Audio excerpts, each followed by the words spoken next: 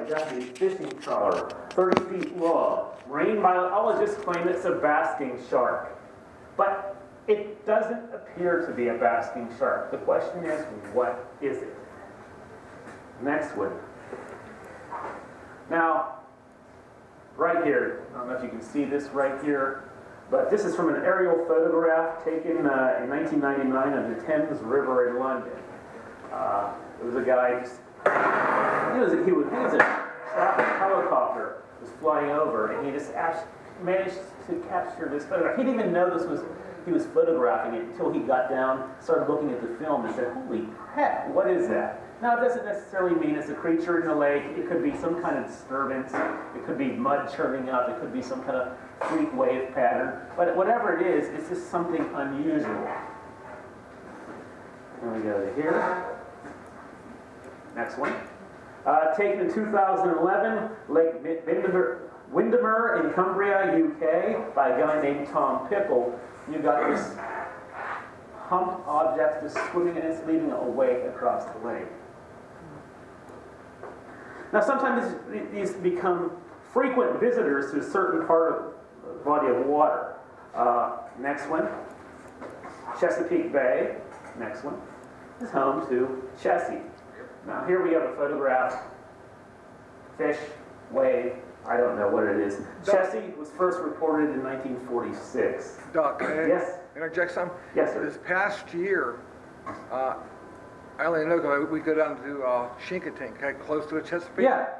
And they have a shark there that weighs right now 2,400 pounds, okay? Wow. And it's radio tagged. Ironically, now you got to think about this, how shallow that is, okay? You got a shark, 2,000 pounds, coming into water that's only about 6 feet deep in the shallows, okay, the Chesapeake, you know, where they have the oyster beds and all that. People thought they saw a monster. Right, And all it was a shark, you know? And they were panicking. It was all over the internet. It's kind of cool. And also, too, you have manatees that come into this area all the time, too. And if you're not familiar to what a manatee looks like, you could possibly mistake that for a monster. Next one. This is East Georgia coast, Darien, Georgia. They call something called Altamaha, Choctaw legends. First seen in 1969, but it's a frequent visitor off the coast of Darien, Georgia. Next one. Okay, and that is Cadborough Bay, British Columbia, home to Caddy, or some people call them the Cadborosaurus. Next one. This is right here. This is what Altamaha is said to look like. Here, Altamaha here. This is what Caddy is said to look like. This is what Champ is said to look like. And you have Ogopogo is said to look like.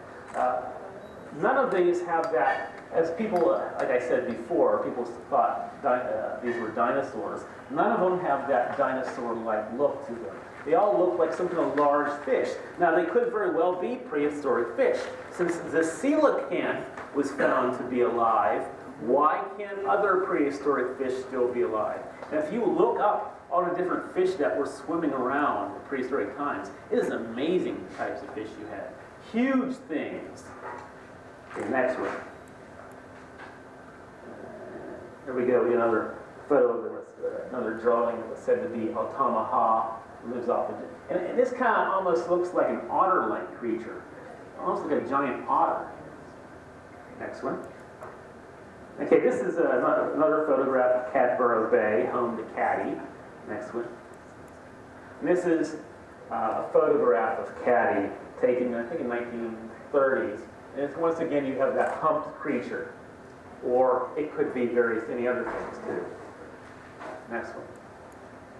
Another drawing of what Caddy is said to look like. Now, this one, Caddy is said to have a horse's mane as well. So some people actually call it a giant seahorse because it has the head of a horse. Now, it's not like that seahorse you see on pendants and that, but next one. And this was this is from Falmouth Bay, Cornwall, in the United Kingdom, England. It's a creature they call Morgwar. This is from a photograph taken in the 1960s.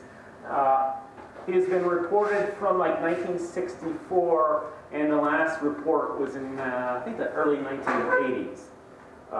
What is this thing now? This is an odd thing, because now you have this long neck, you have these hump-like protrusions coming in, and there's another one. But like once again, it's another one of them photographs that's indistinct. Could it be a giant otter? I don't know. Could it be a whale? And this one doesn't look like, no, we had the photographs of what were whales turning over. This doesn't look like that, because you don't have down here. You have what looks like a neck-like protrusion coming from You know what that looks like, Doug? What does that look like? You remember the old cameras, if you would open up the film and the lid in the back of the camera, and you got that light hitting that film at negative, it will just black it out? Yeah. Now what he reported was, the guy who took the photograph, he said he saw the creature in the lake. Oh, he did? He saw the creature, He saw the creature in the lake, and he took the photograph. And he took one picture, ironic, just one picture, huh? 2 photographs. Okay, 2, okay. Almost looked like an otter laying on its back. It could very well be. It could very well be. I don't know. The thing is, we don't know how far away he was when he took the photograph. I think you're looking at it backwards. Yeah. I think that's its tail. That could be too. The thing is, what is it? We don't know. But there are things out there that people are seeing and people are photographing. I'm not saying I know what they are. I'm just letting people know what's out there, what people have seen. Okay, possible explanations. Next. Frilled shark. Thought to be extinct, 6 foot long or longer, extremely rare. But you see, you got this large mouth here, you have that long body. Okay, people could be seeing that and mistaking that for a monster. Next one, you have the basking shark. Oh, that's not a basking shark. No. That's an elephant seal. What happens to a basking shark? That's an elephant seal, though. Elephant seal. But you have this large, thick body. You have, they call it an elephant seal because they say that looks like a trunk on the front. But this, if you would see this from the distance, you might mistake that for a monster of some sort. Next one. That is the giant mottled eel. Like I was talking about giant eels. This is from Asia. This grows to be 12 feet long. Next one. There's a guy holding a giant mottled eel here. Next one. And then we have another photograph of, I think that's another eel here.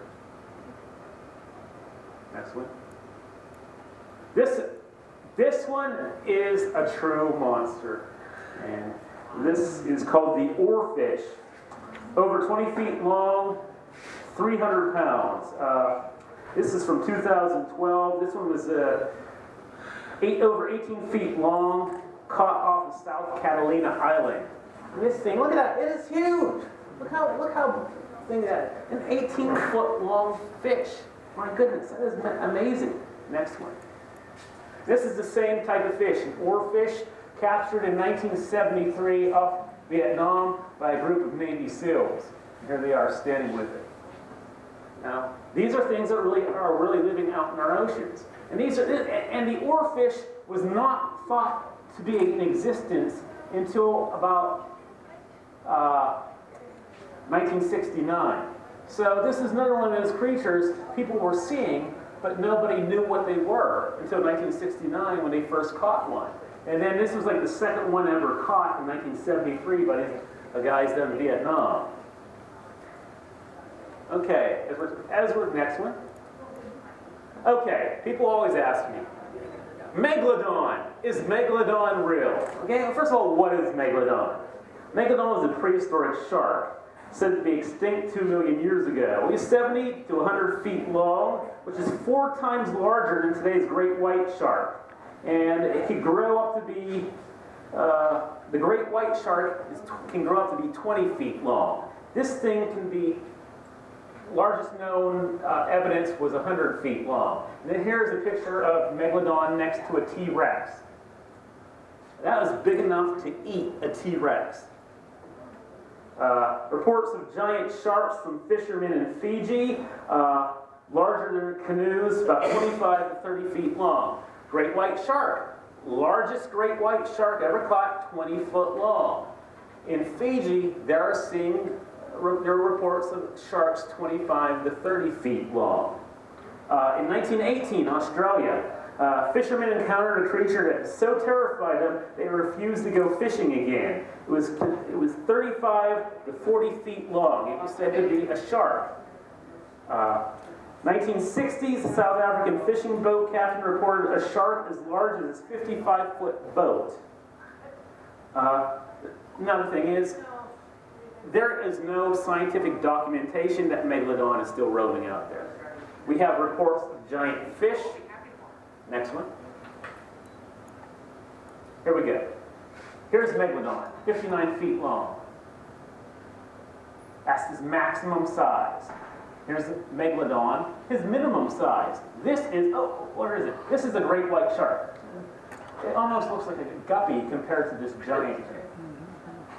Now, people have reported seeing sharks 40 feet long. Megalodon, at its minimum, is 40 foot long.